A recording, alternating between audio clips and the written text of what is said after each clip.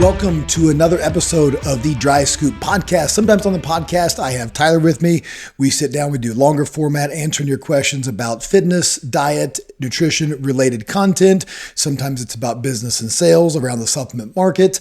Other times I sit here like today and I rant on a topic, a question you had, something that was hopefully going to provide value and help you reframe how you think of your fitness, diet, and nutrition journey.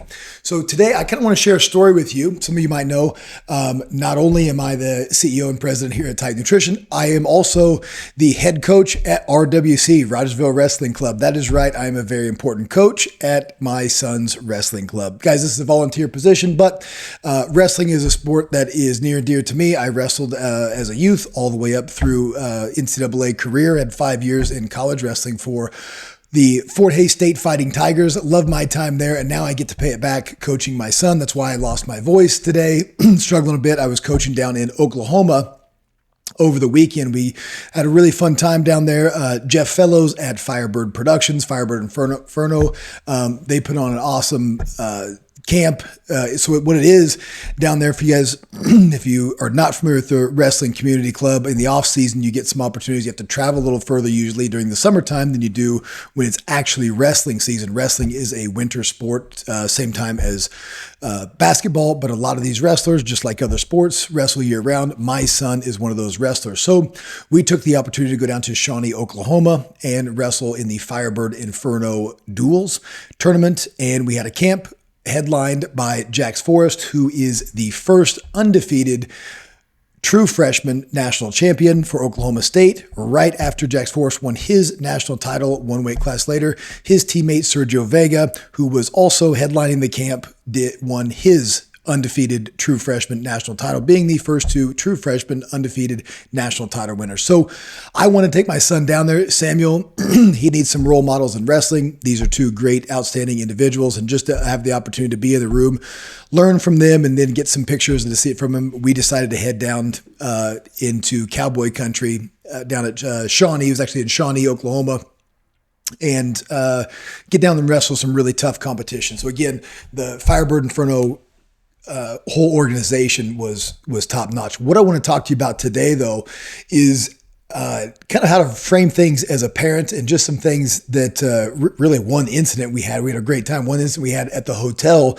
It was in the morning. We were having breakfast. I was sitting down there. It was just my son and I having breakfast, getting ready to leave to go to the arena. Next to us was another couple. I don't know where they were from, husband and wife, and then they had 3 kids with him. 2 boys and a little girl, clearly wrestlers as well. Little girl had like the cornrow braids in her hair. And this is just, they're literally sitting right next to us. We're kind of sharing a section in the hotel as we're eating breakfast, getting ready to go. And behind us was TV, and they had on morning news, weekend morning news. And it was like a Good Morning America. And they were doing a section on advertising through sororities and fraternities. The TV kind of had my attention because we use a lot of affiliate marketing here. So I'm just, casually kind of having a conversation with Samuel and watching the TV.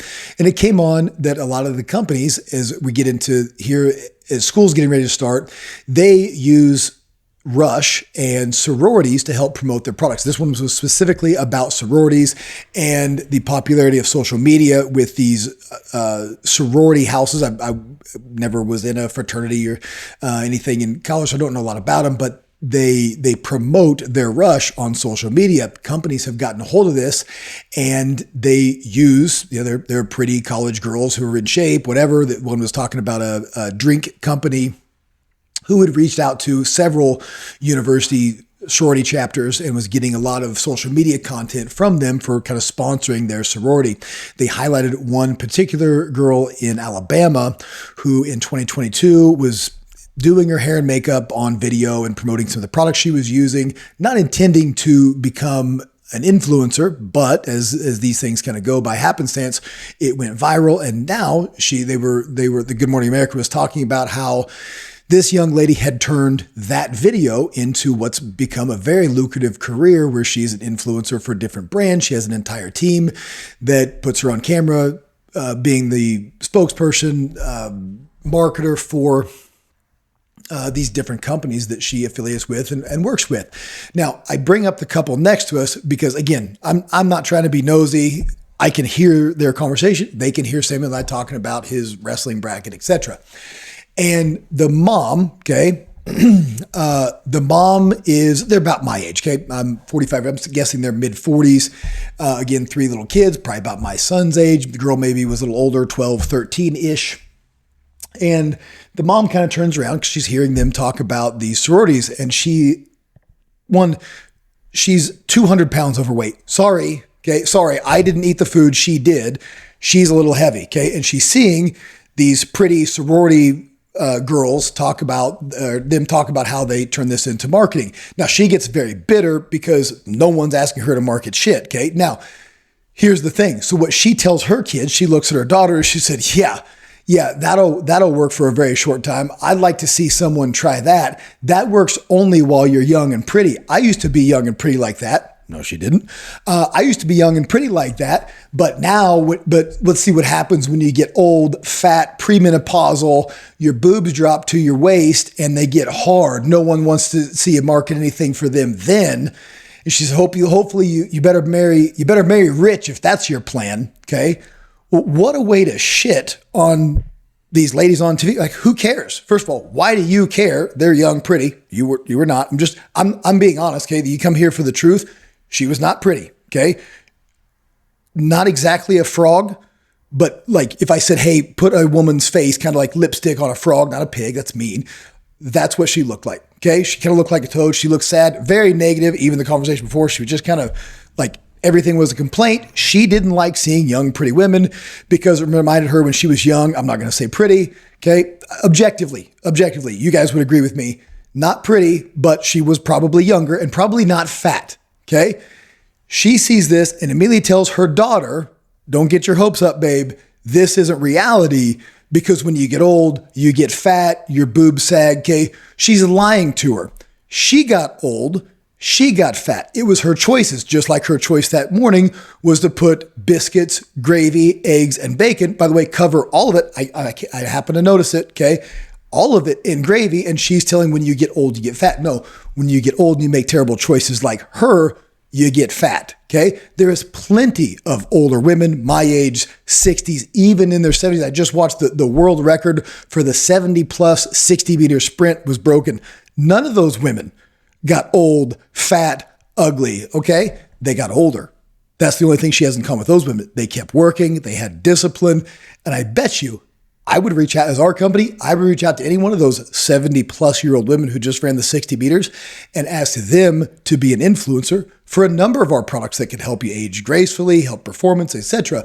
My point is this, when you see something like that, even if you haven't taken the best care of yourself, why would you frame it to your kids as, hey, you know what? Shit on your dreams. When you get older, like me, you're going to get fat, you're going to get ugly. When your choices, okay?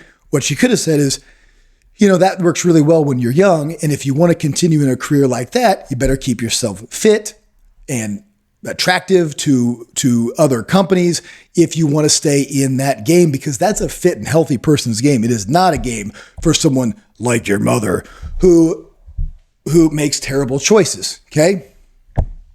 That's all I got. It was just something I see, you know, I see this again. I can't help but see it. You guys have seen it. Maybe we don't talk, I'm not going to, it wouldn't point it out in front of my son. I did hear her say, and I couldn't help it. I did what she did say. I used to be young and pretty like that. I kind of went, no. He's 9. He has eyes.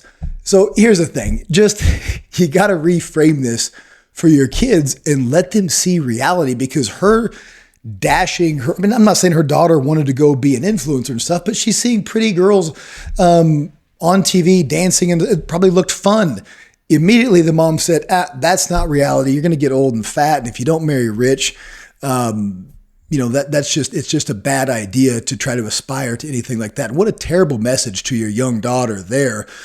Instead of giving her the truth that, if you keep yourself fit, you eat right, which she clearly was not, and make good decisions, then a lot more opportunities will open for you. That even, all of it. The premenopausal, well, maybe you wouldn't be there. Maybe your hormones wouldn't be so out of whack. Apparently they were if you had taken better care of yourself. And those are the messages we should be giving to our kids if we want them to live better lives than us. So that's what I got today. It's not a fitness necessarily do this, but it's really how to reframe things and put yourself in a position when you see something, even if you feel a little envy, a little jealousy. Hey, where's that coming from? In this situation, it was just being negative over seeing what she felt like she had in the past and what she didn't want her daughter to aspire to, because that would be bad, according to mom, because then you're aspiring to be something better than mom. And I think we all should hope for our kids to be, do better than us. I know my parents would want me to do better than them. And that's the whole goal is we want our kids to be better versions. They don't want to be, I don't want them to be me. I want them to be the best version of them, better than I ever was. And I want to give them all the possible tools, including the mentality to do that. So I have made and will continue to make plenty of mistakes. And the best thing I can do as a parent is use the lessons I've learned from that to help guide my kids to be better people. So that's what I got you. That's my rant for today. We'll see you back here next time. We'll have Tyler and maybe a guest in tow. Talk to you guys in depth then. Thank you.